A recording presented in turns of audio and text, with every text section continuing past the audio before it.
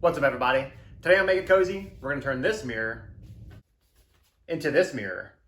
Let's check it out. All right, folks. I got this mirror at the Goodwill. It was next to nothing. It was like $2 plus tax. But this guy right here, this is 12 inches by 6 inches. So I figured what I'd like to do is check out that squirrel. Sorry, I'm scrolling. I'm getting squirrely over here. So check it out.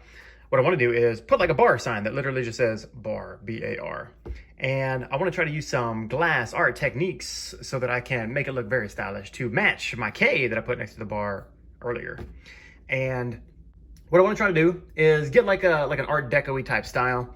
And then that way I can mask it on the back, not like Damascus, not like the steel. This is to mask it. And then since it's got like this gold rim right here, I'll probably just take the B, sandblast it, the A and the R, of course, as well. The bar. I'm gonna sandblast it. That way it can be nice and cool. I'm thinking about glue chipping or acid etching it. I'm not really sure what I want to do yet. And then after that, I'll take that and gold paint the back of it. I'm not gonna gold leaf it because those techniques, while very groovy, I'm not too keen on skill-wise. Although maybe someday I'll get up to that level. And so here we go. All right, so the next step that I'm going to do is go peruse the interweb. And I went to Creative Fabrica, or Fabrica, I don't know how you pronounce it. But I'm going to go over there and I'm going to search for Art Deco. That way I can go down to what's trending, or I can just go simply to fonts and just try to peruse something that I think would be good. Like, you know, just the font style would be nice, but you got to have something in mind for doing some glass chipping or acid etching or just painting itself, you know, that way whenever you do the vinyl cut mask, it's going to look good. And it's not going to be too intricate to where you're pulling your teeth out, you know what I'm saying? Or your hair. Whoa! The Valele? That one looks pretty sweet. I think that'd be nice. This mirror one looks good. But I don't know, those little bits on the sides, like the thin bits, that might be a little bit too tough to get to cut or etch. That's Brisk, baby. Yeah, that one looks pretty sweet. That might be cool. That one looks nice too. That's very Art Deco-y in font. But anyways, just peruse whatever suits your fancy. Oh, Rex and Effexo. That's pretty sweet. That's what they should have called it, not Rexo. Rexo and Effexo. But anyways, ooh, that Delaney, or Delani, whatever that is. Anyways, I'm getting off track. Anyways, you know what I'm trying to say. Choose a font, download it, and then take it to your vinyl cutter. You know what I'm saying? That's what I'm going to do next. All right, so over here with my Cricut, buddy. Let's see, so I got that Brisk. What was the other one I got? Brodo. Ooh, I rather like that. Do I like that better? Maybe. Is that going to be too big? Or is that going to be too close? It might be too cluttered together. Hold up. That would stretch. That would stretch very nicely. Because it's what, 12 by 6. So if I did something like that, that would span like the whole mirror. I think I might have to go Brisk. I'm going Brisk, baby. That's what's up.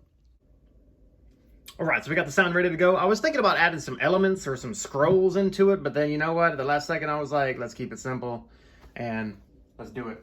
Also, don't forget to mirror it because not because it's going on a mirror, but because you want it to mirror on the doodle whenever you go to cut so that it'll say bar when you look at it from the mirror side, not the back side. Because it's going on the back side.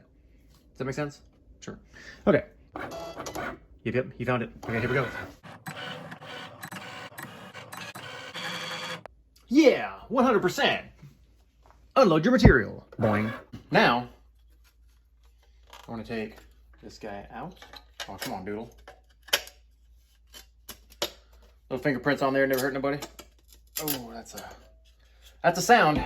Let's pull out the old t-shirt. Let's kind of clean it off just a little bit. We'll take our happy sock. Because when things are clean, it keeps me happy. We've got our bar sign. Can you see it? A little bit. A little bit. I've also got the transfer tape. All right, it's everybody's favorite time. Weeding. Yeah, everybody loves weeding. Here we go. I'm going to go ahead and I'm just going to weed this out. I'm just going to take out all the little bits. I'm going to leave the whole outside area, right? So I'll leave the inner B's, the inner A, the inner R, and then all the border around it. And then just like this. And like that. With movie magic, we have success. I've also been using this to pick my teeth. I'm kidding. It's stupid. It's a stupid joke. It is very stupid. Okay. Now what I want to do, I want to get the transfer tape up on this bad boy.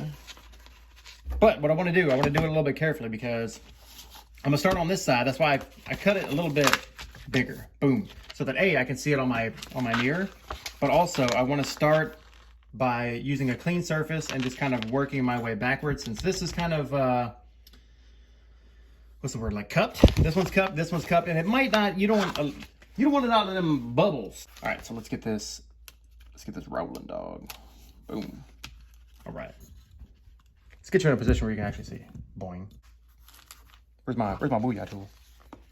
All right, yeah, I don't want to get it any I don't want to get into any kind of position where I'm going to be bubbling up.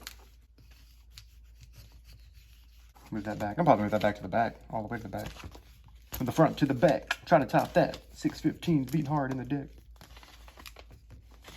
Come on, baby, just stay still. Yeah, especially when I get this A. Because this point is trying to come up already. See, and I don't want that to happen. I want it to be nice and tight. It's got to kind of work it up and down like a typewriter. You know what I'm talking about? You know what I'm talking about. Let's stick that down there. So there we go, see? All right, after some quick math, I figured out the distance between the two edges. So I'm gonna try to center that, which, is it gonna work? Pretty close.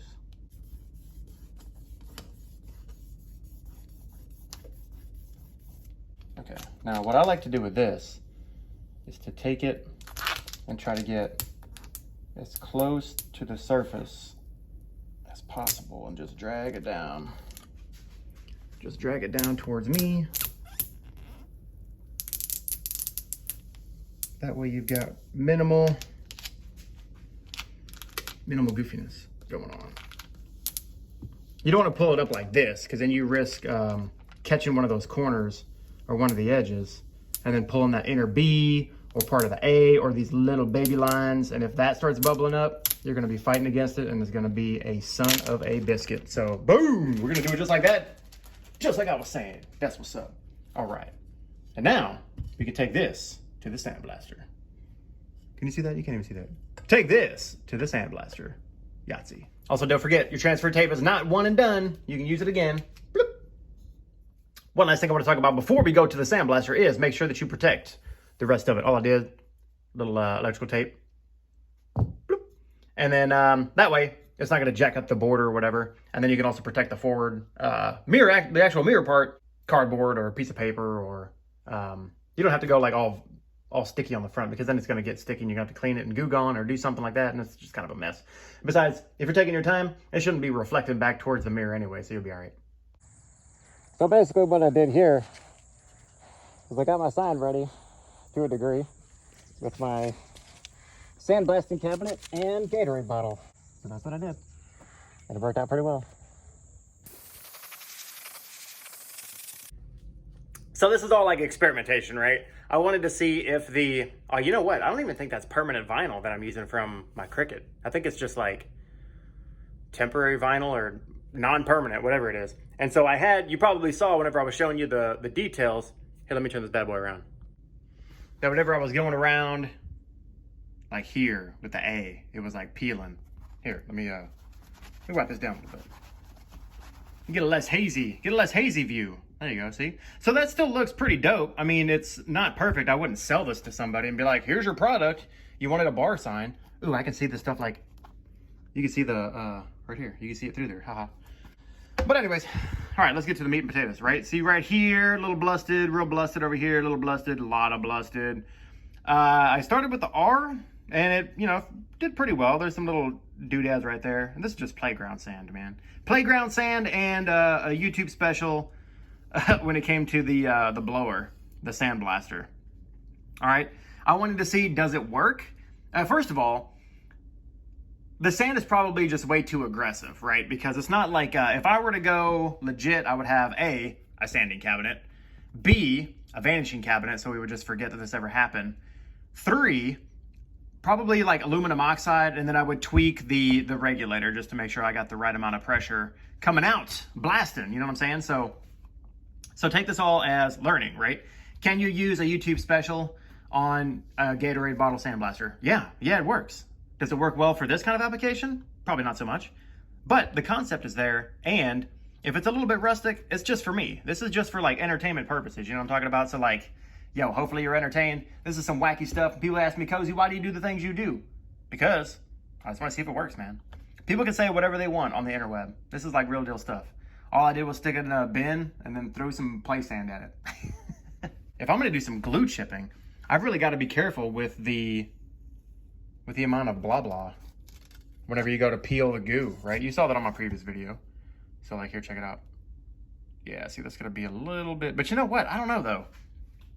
There's gonna be some dings right here, right? In between where the booyah was. But how do I feel about that? So far, I would say this is fairly successful, right? For a first attempt, this is like first go. But I will say one thing, doing the playground special sandblaster and compared to the Dremel, just all the outlines, getting all the bits on the inside, all that stuff, that was leaps and bounds better just from my glue chipped K video to this, because this took me like maybe all of 10 minutes.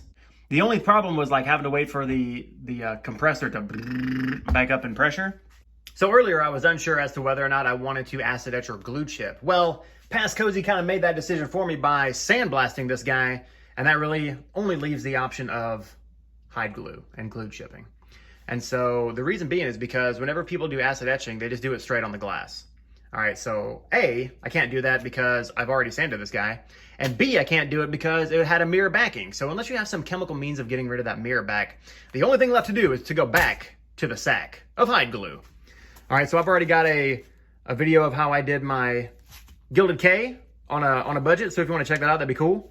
Other than that, I'm just gonna go ahead and skip past it and get to the good part with high clarity and major visibility. All right, so there's some similarities and differences I'll hit on whenever I'm in it, but other than that, we're just gonna press on, baby. That's what's up.